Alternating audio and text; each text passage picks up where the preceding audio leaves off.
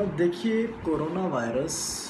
आज के वक्त में एक सबसे बड़ी वैश्विक महामारी के रूप में उभर के सामने आया है। आम जनमानस के लिए, आम जनता के लिए भले ही कोरोना वायरस टर्म या फिर इस वायरस का नाम पहली दफ़े सुनने में आ रहा हो या पहली बार इस शब्द से, इस वायरस से अवगत हो रहे हों, किंतु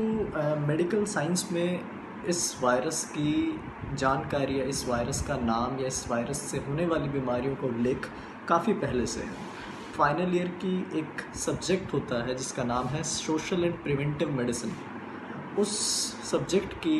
किताब में एक एपिडेमोलॉजी के चैप्टर में आप जाएंगे तो आप देख पाएंगे कि सार्स नामक बीमारी, सीवियर एक्यूट रेस्पिरेटरी सिंड्रोम नामक बीमारी का उल्लेख में बता रखा है कि ये बीमारी कोरोना वायरस से होती है। लेकिन देखिए तब से अब तक कोरोना वायरस के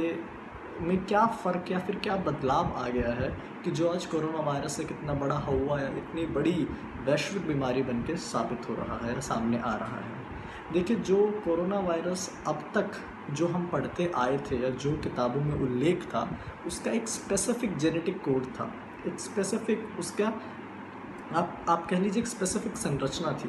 जिसके बारे में पहले से ही जानकारी रहा करती थी और इसी वजह से उसका अब वैक्सीन बन जाया करता था। किंतु अब जो कोरोना वायरस सामने आ रहा है या जिस कोरोना वायरस से अब हम देख रहे हैं कि अधिकांश विश्व प्रभावित हो रहा है, उस कोरोना वायरस में बहुत जल्दी से म्यूटेशंस होती हैं। म्यूटेशंस यानी कि जेनेटिक कोडिंग में डिफरेंस, जेनेटिक कोडिंग में अल्टरेशन आती है, जिसकी वजह से हम उस वायरस का डिज़ाइन या उस वायरस का स्ट्रक्चर कभी भी आइडेंटिफाई कर ही नहीं पाते हैं। तो ये दिक्कत इस समय म्यूटेटेड कोरोना वायरस में आ रही है, जिसकी वजह से अब तक कोरोना वायरस की वैक्सीन नहीं बन पा रही है, बनने में दिक्कत आ रही है। जैसे ही हम कोरोना वायरस के स्ट्रक्चर को आइडेंटिफाई करते हैं, वैसे ही कोरोना वायरस का स्ट्रक्चर म्यूटेट हो जाता है, यानी कि उस स्ट्रक्चर में से चेंज आने लग जाता है। तो जब तक वो चेंज स्थापित हो पाता है तब तक हमारी जो वैक्सीन बनाई होती है वो बेकार हो जाती है। तो यही एक रीज़न है, अगर आप देखें कि विश्व के अगर आप किसी भी देश को उठा लीजिए, आप वर्ल्ड हेल्थ ऑर्गेनाइजेशन WHO की वेबसाइट पर जाकर अगर आप कोरोना वायरस के सिम्टोमेटोलॉजी को स्टडी करेंगे तो आपको पता लगेगा कि अगर आप किसी भी वर्ल्ड के किसी भी देश के अगर सिम्टम्स लेते हैं तो हर एक देश में एक सिम्टम का ट्रेंड बदलता रहता है। कहीं ब्रीथलेसनेस प्रोमिनेंट होके आती है, कहीं थ्रॉट इन्फेक्शन प्रोमिनेंट होके आता है, कहीं पे हाई ग्रेड फीवर प्रोमिनेंट होके आता है, कहीं पे लेथार्जिनस बॉडी एक, ये सब प्रोमिनेंट होके आता है। तो एक